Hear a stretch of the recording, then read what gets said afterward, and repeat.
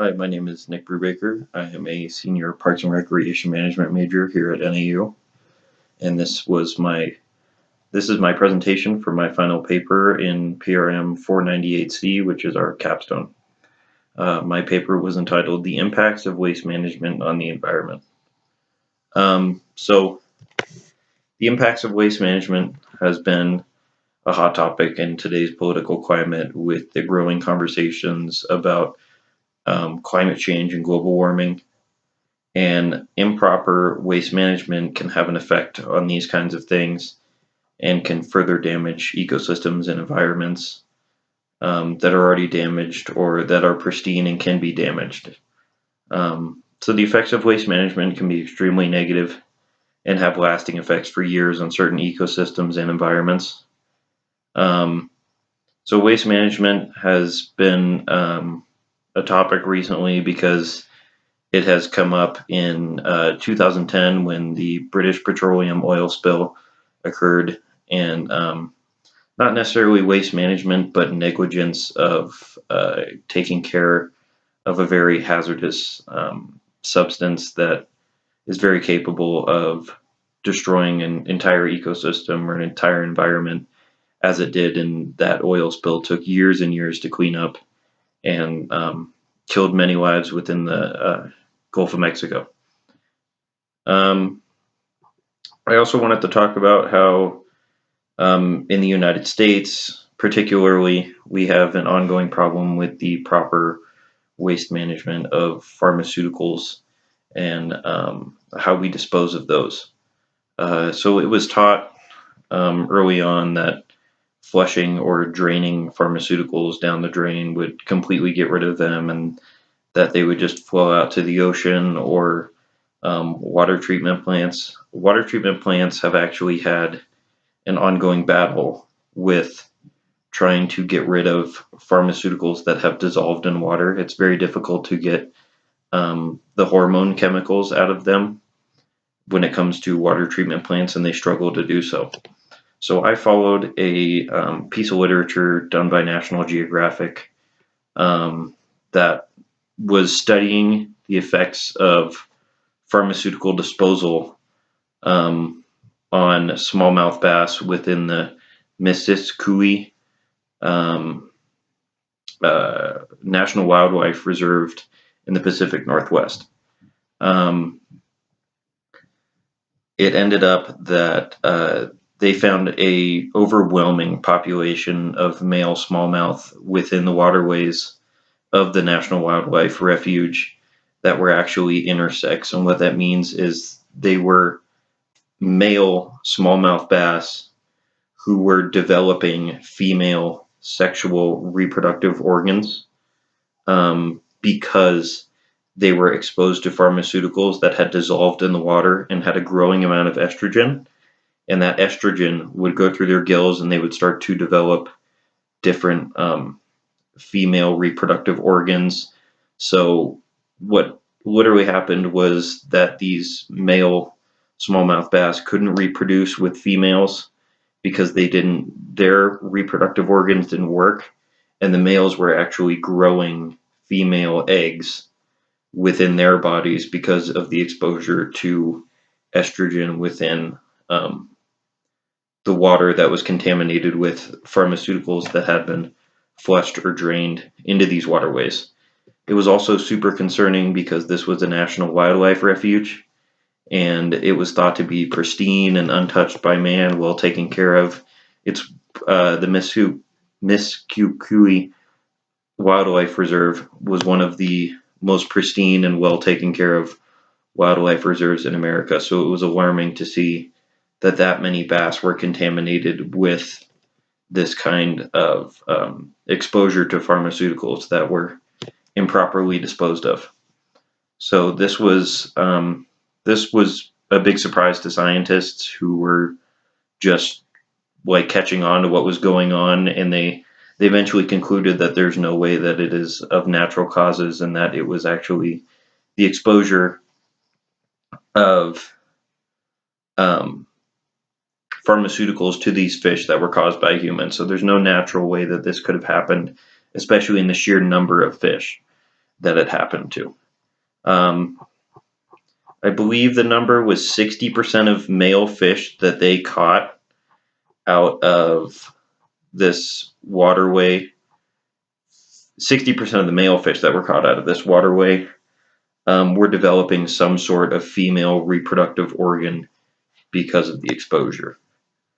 Um, so that's just one example of how we have um, failed to take care of proper waste disposal and failed to educate people on how to properly dispose of waste, um, because it has been taught in certain social circles that it's completely acceptable to flush or drain pharmaceuticals down the drain, and they eventually do get into the water table and our water supply.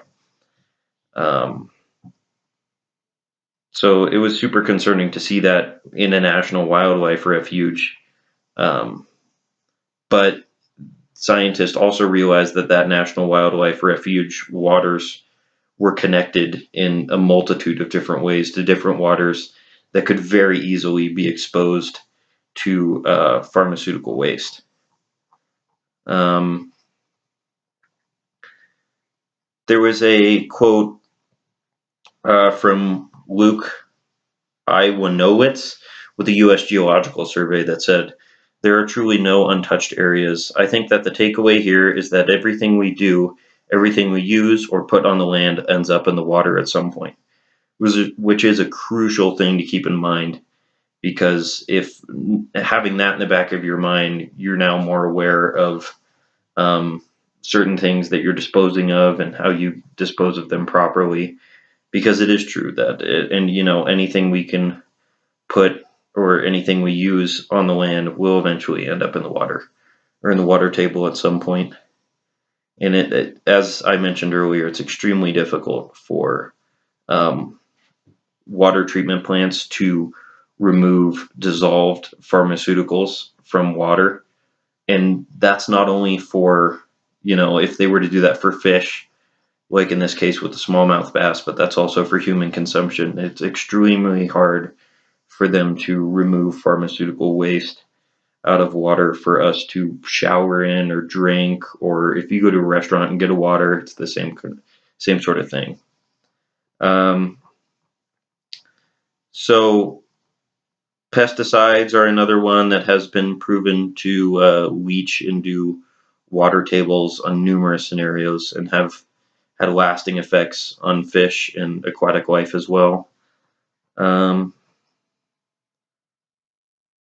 so there are a few instances in the world where certain parts of the world have been threatened by the potential of pollution within their ecosystems.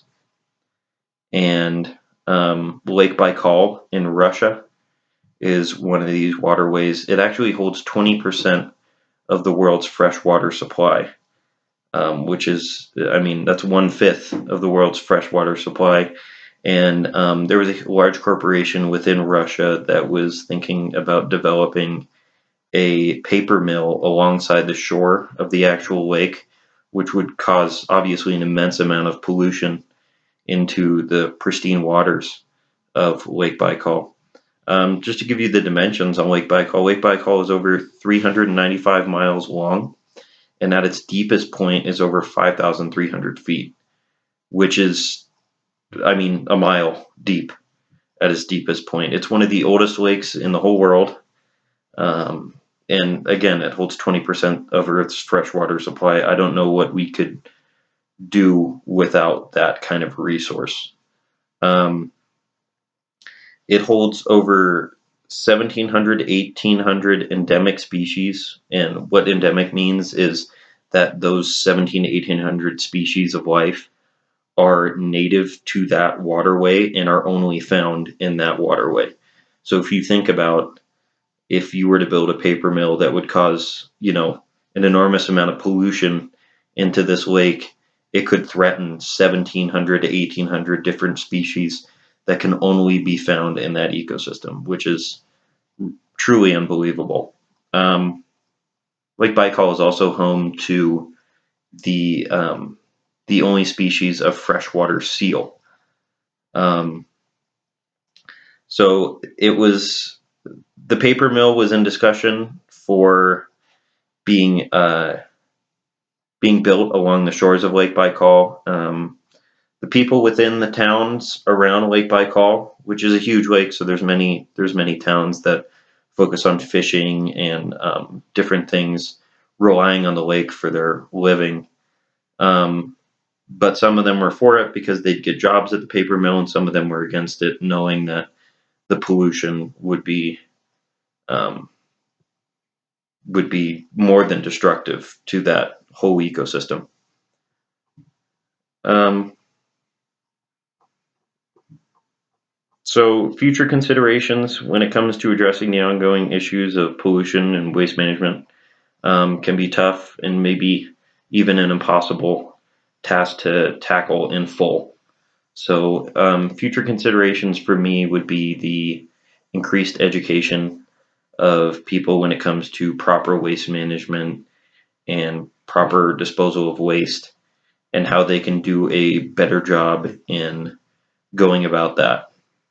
Um, I think education is the most important aspect of it. I think maybe even some incentives for people who do practice proper waste disposal could be a good thing as well.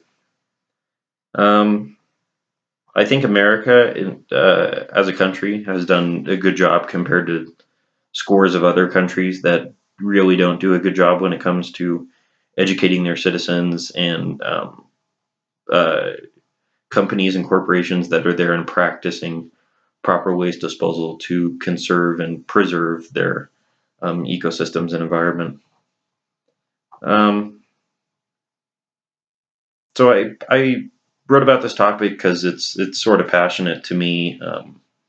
I'm an outdoorsman myself, and I like to see ecosystems and environments preserved to the best that we can do it, because sometimes us as humans are an invasive species to some areas, and do more harm than good sometimes.